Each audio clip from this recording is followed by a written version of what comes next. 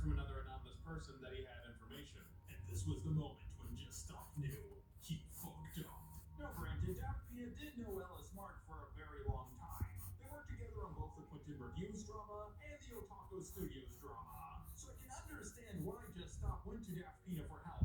But he saw the Rhythm Rep video. He even left a comment which he later deleted for some reason.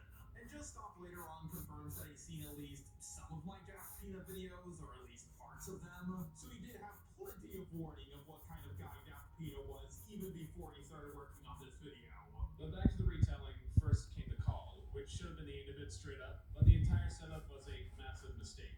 At first, I thought about going into it more naturally without Daft presence, stating my concerns to them genuinely, and being straightforward about who I talked to and why.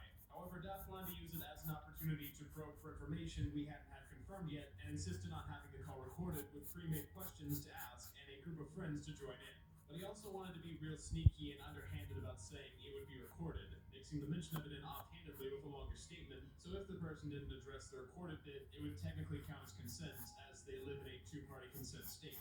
However, I knew for a fact that wasn't how it was going to go, and mentioned as much to Daft, but he shrugged it off, and though I knew it wasn't the right thing to attempt, I tried going along with it thinking he knew best. It was noticed immediately, no doy. Oh my god, it's so nice to finally hear some confirmation about this. Daft has interviewed a lot of people for his channel, but he normally interviews people like, predators. No matter what he says or what he does, no one's going to side with them because they're fucking predators. But then he started interviewing other people who weren't predators. Example, Antunes. And he still hasn't uploaded the full uncut interview to this day.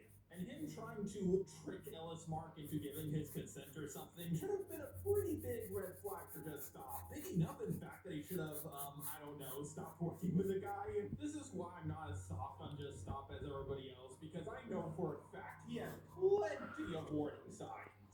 As was the whole already prepared list of questions bit, which never should have been a thing in the first place, but it was. And with that discovered, the rest of the call was really awkward because why wouldn't it be? Nothing about this was genuine, and bringing the person in under the guise of helping with a video didn't help either. Daft rationalized it to me with the idea that when people are in possessive relationships, the partner will often check messages, so it would be best not to leave any mention in text. But in retrospect, bringing someone in under false pretenses to talk about that kind of thing would only make them paranoid. Overall, it's clear to me now that Daft was more focused on getting the video created than actually talking with the person, so that's how the call came to be like it was. But it did still happen, and didn't lead to the expected